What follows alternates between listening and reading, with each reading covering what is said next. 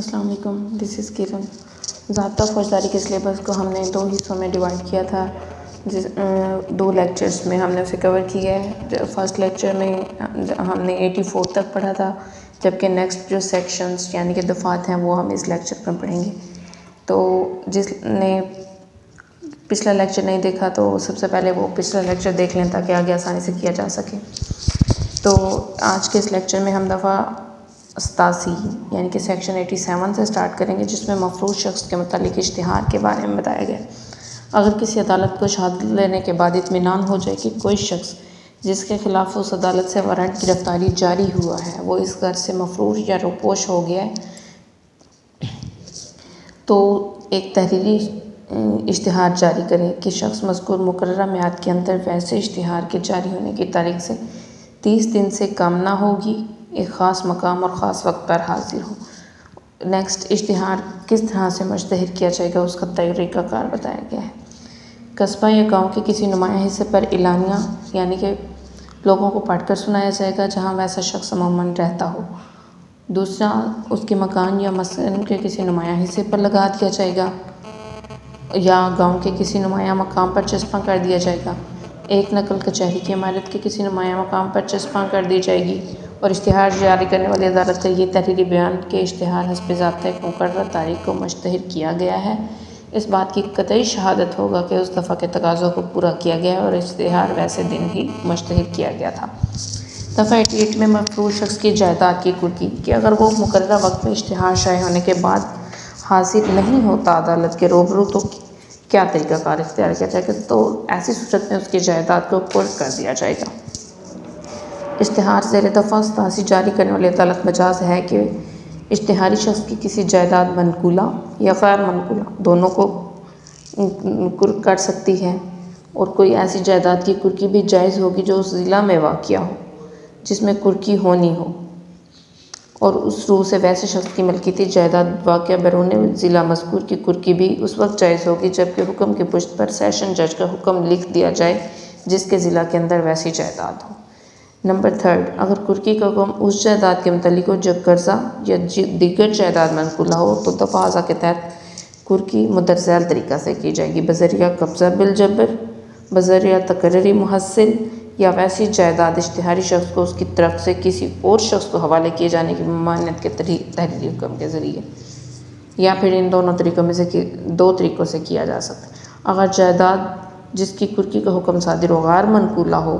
تو بھی کرک کر لی جائے گی۔ اگر کرکی طلب شے ایسی ہو جو صوبائی گورنمنٹ کو مالیہ دیتی ہو تو ضلع کے کلکٹر کی معرفت اس کی جائیداد کو متضمن صورتوں میں کرک کر دیا جائے گا، بذریعہ قبضہ کر لینے سے، بذریعہ تقرری محصل، یا اشتہاری شخص کو یا اس کی طرف سے کسی اور شخص کو لگان ادا کرنے یا جائیداد حوالے کرنے کی ممانعت کے تحریری حکم کے ذریعے سے۔ اگر جائیداد جس کی کرکی کا حکم ہو لائف سٹاک یعنی کہ جانور ہوں یا تلف ہو جانے والی ہوں تو اس کی فوراً نیلامی کا حکم دیا جا سکتا ہے۔ اس کے بعد مگر شرط یہ ہے کہ اگر کوئی دوسرا شخص اس کی جائیداد کرک ہونے کے 6 ماہ کے اندر اعتراض یا دعویٰ کر دے تو دعوے دار یا اعتراض کرنے والا اس جائیداد میں حق ہے، اور یہ کہ حق مذکور اس دفعہ کی روح سے قابل کرکی نہیں ہے تو دفعہ یا اعتراض کی انکوائری کی جائے گی، مگر شرط یہ ہے کہ کسی دعویٰ یا اعتراض کی جو اس عرصہ کے اندر کیا گیا ہو اس ضمن میں اجازت ہے اس دعوے دار یا اعتراض کنندہ کے فوت ہو جانے کی صورت میں اس کا قانونی نمائندہ جاری رکھ سکتا ہے۔ اگر کسی شخص کا دعویٰ یا اعتراض زیر دفعہ 6 منظور کیا جائے تو ایسے حکم کی تاریخ سے 1 سال کے اندر متنازع جائیداد کے متعلق اپنے حق کے استقرار کے لیے مقدمہ دائر کیا جا سکتا ہے۔ اگر اشتہاری شخص اشتہار میں مسرح عرصہ کے اندر حاضر آ جائے تو عدالت حکم دے گی کہ جائیداد سے کرکی اٹھا لی جائے۔ دفعہ 100، ان اشخاص کی تلاش جو حبس بے جا میں رکھے جائیں۔ اور مجسٹریٹ درجہ اول کے پاس یہ یقین کرنے کی وجہ موجود ہو کہ کوئی شخص ایسے حالات کے تحت محبوس ہے کہ وہ حبس جرم کی حد تک پہنچے تو وہ وارنٹ تلاشی جاری کر سکتا ہے۔ جس شخص کے نام ویسا وارنٹ بھیجا جائے وہ اس شخص کی جسے اس طرح محبوس کیا گیا یعنی حبس بے جا میں رکھا گیا ہے تلاش کر سکتا ہے، اور ویسی تلاشی وارنٹ کے مطابق عمل میں لائی جائے گی، اور اگر ویسا شخص دستیاب ہو جائے تو فوراً مجسٹریٹ کے روبرو پیش کیا جائے گا۔ 101 میں وارنٹ تلاشی کی نسبت ہدایات بتائی گئی ہیں۔ 102 میں بند مقام کے انچارج اشخاص کا تلاشی لینے کے لیے اجازت دینا کہ اگر کسی بند شخص مقام کی تلاشی لینا مقصود ہے تو اس کے جو انچارج اشخاص ہیں ان سے اجازت لینا ضروری ہے۔ دفعہ 103 میں تلاشی گواہان کے روبرو لی جائے گی کہ جب پہلے افسر یا دیگر شخص تلاشی کو لازم ہے کہ اس موقع کے 2 یا 2 سے زائد باشندگان کو جہاں مقام تلاشی طلب واقع ہو حاضر ہونے اور گواہ بننے کے لیے طلب کرے، اور کسی کو ایسا کرنے کے لیے تحریری حکم بھی دے سکتا ہے۔ تلاشی ویسے گواہان کی موجودگی میں کی جائے گی، اس کے بعد ان کی فہرست تیار کی جائے گی۔ جو شخص اس مقام کا قابض ہو اس کی تلاشی کی جائے، اس کی طرف سے کسی دیگر شخص کو بہر صورت اجازت دی جائے گی کہ وہ تلاشی کے وقت حاضر رہے، اور ایک نقل اس کو دی جائے گی اور اس شخص کو اس کی درخواست پر حوالے کر دی جائے گی۔ جبکہ کسی شخص کی تلاشی دفعہ 102 کی تحتی دفعہ 3 کے تحت لی جائے تو ان تمام اشیاء کی فہرست مرتب کی جائے گی جن کو قبضہ میں لیا گیا ہے، اور اس کی نقل ویسے شخص کی استدعا پر اس کے حوالے کی جائے گی۔ باب نمبر 8 انسداد جرائم حق کے حفظ امن اور نیک چلنی کی ضمانت کے بارے میں ہے۔ 106 ثبوت جرم کے بعد ضمانت حفظ امن کے بارے میں بتایا گیا ہے کہ جرم ثابت ہونے کے بعد کس طرح حفظ امن کی ضمانت لی جا سکتی ہے کسی شخص سے جو سزا یاب ہو۔ دفعہ 107 میں ضمانت حفظ امن دیگر صورتوں میں، اگر اس صورت جو جرم ثابت ہو گئے اس کے علاوہ کوئی اور صورتیں موجود ہیں تو اس طرح کس طرح ضمانت حفظ امن لی جائے گی۔ 108 میں ان اشخاص سے نیک چلنے کی ضمانت جو بغاوت انگیز مضامین پھیلاتے ہیں، یعنی کہ کوئی بغاوت انگیز یعنی کوئی ایسا مضمون جس کی اشاعت حضرت پاکستان کی دفعہ 123A یا دفعہ 124A کے تحت قابل سزا ہے، یا کسی ایسی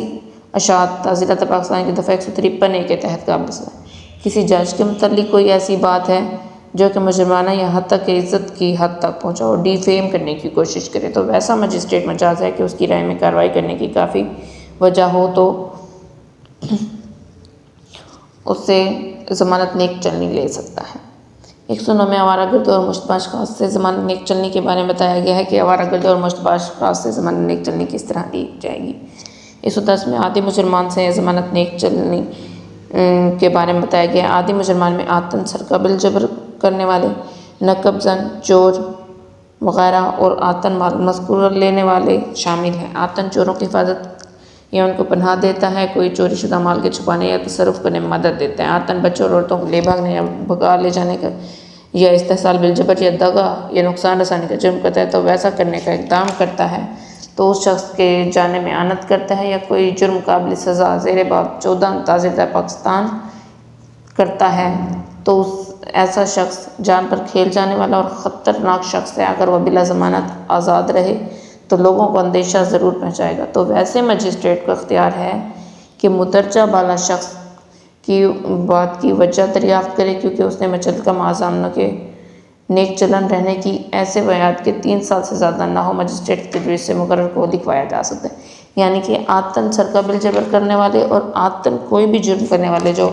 اشخاص ہیں ان سے 3 سال تک کے عرصے کے لیے مجسٹریٹ مجاز ہے کہ وہ ایک متعلقہ معاملوں کے لکھوا سکتا ہے۔ دفعہ 127 مجسٹریٹ یا پولیس افسر کے حکم پر مجمع منتشر کر دینے کا حکم ہے۔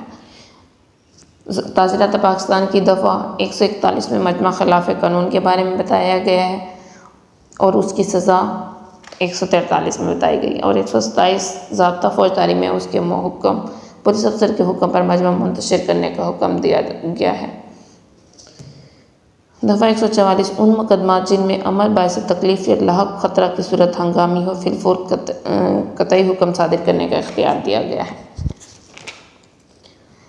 باب نمبر 13 پولیس کا عمل انسدادی۔ 149 میں پولیس قابل دست اندازی جرائم کا انسداد کرے گی۔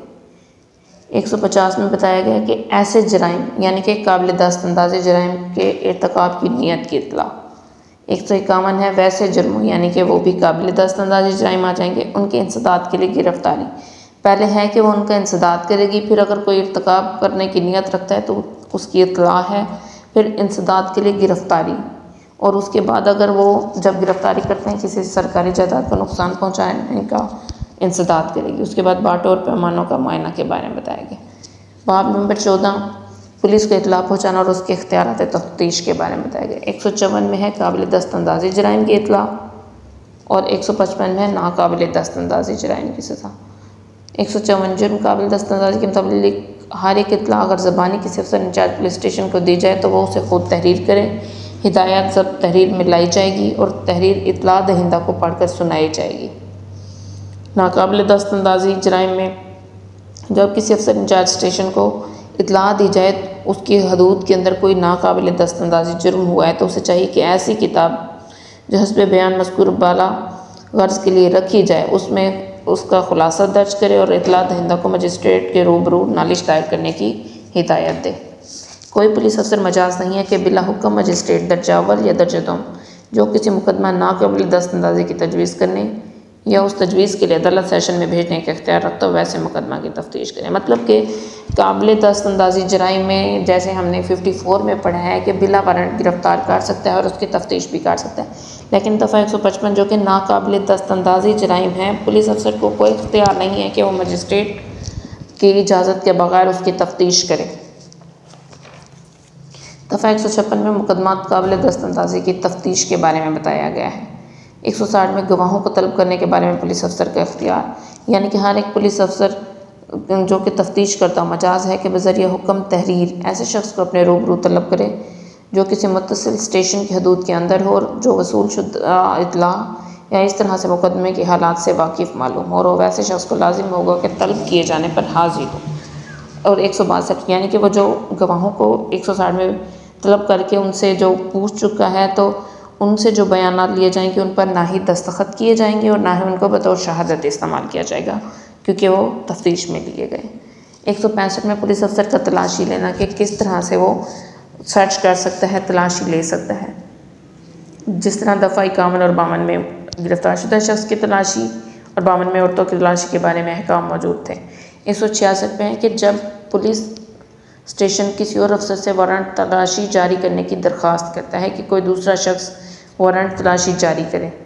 167 میں ضابطہ کارروائی جبکہ تفتیش 24 گھنٹوں کے اندر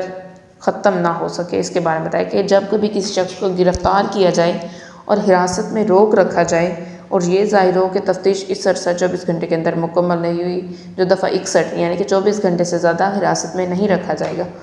یقین کرنے کی وجوہات موجود ہوں کہ الزام یا اطلاع معقول بنیاد پر مبنی ہے تو افسر انچارج پولیس اسٹیشن یعنی کہ SHO یا پھر تفتیش کنندہ افسر جو کہ SI سے کام نہ ہو مقدمے کی بابت ڈائری کے اندراجات کی نقل قریب ترین مجسٹریٹ کے پاس فی الفور ارسال کرے گا اور مجسٹریٹ کے پاس بھی بھیج دے گا۔ دفعہ 174 اور 176 جو کہ لاسٹ ہے، 174 میں پولیس خودکشی وغیرہ کی انکوائری اور رپورٹ کرے گی اور 176 میں ہے کہ بذریعہ مجسٹریٹ سبب موت کی انکوائری کس طرح کی جائے گی۔ 174 میں ہے جب کسی پولیس انچارج اسٹیشن یا کسی دیگر پولیس افسر کو جسے صوبائی گورنمنٹ کی طرف سے اختیار دیا گیا کہ اطلاع دیا کہ خودکشی کا کوئی شخص مرتکب ہوا ہے یا کسی دوسرے کے ہاتھوں یا کسی جانور یا مشینری یا کسی حادثہ سے ہلاک ہو گئے یا پھر ایسے حالات میں مر گئے ہیں جن سے امر کا معقول شبہ پیدا ہوتا ہے کہ کسی اور شخص نے ارتکاب جرم کیا ہے تو فوراً مجسٹریٹ کو اطلاع دے گا جو کہ نزدیک ترین ہو اور سبب موت کی انکوائری کرنے کا مجاز ہوگا۔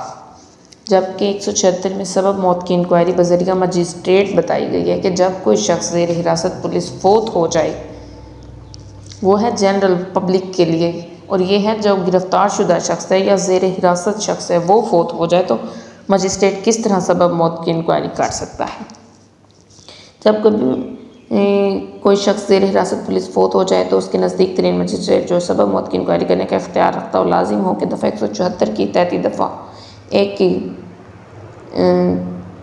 میں ہر مجسٹریٹ جسے اس طرح کا اختیار دیا گیا ہو مجاز ہے کہ پولیس افسر مذکور کی عمل میں لائی ہوئی تفتیش کی بجائے اضافہ کے ساتھ باعث موت دریافت کرنے کے لیے انکوائری کرے۔ اگر وہ ایسا کرے تو ایسے تمام اختیارات اسے حاصل ہوں گے جو کسی جرم کی انکوائری کرتے وقت اسے حاصل ہوتے اور مجسٹریٹ جو ایسی انکوائری انجام دے رہا ہو لازم ہے کہ وہ اس کے متعلق شہادت جو کہ آئندہ مقرر کردہ طریقوں میں سے کسی طریقہ میں لی ہو حالات مقدمہ کے مطابق قلم بند کرے، جبکہ ویسا مجسٹریٹ قرین مصلحت سمجھے کہ کسی فوت شدہ شخص کی لاش کا جو پہلے ہی دفن کی جا چکی ہو غرض سے معائنہ کیا جائے سبب موت دریافت ہو جائے تو مجسٹریٹ مذکور لاش کو زمین کھود کر نکلوا سکتا ہے اور معائنہ کروا سکتا ہے۔ نیکسٹ لیکچر میں ہم تعزیرات پاکستان کے بارے میں پڑھیں گے۔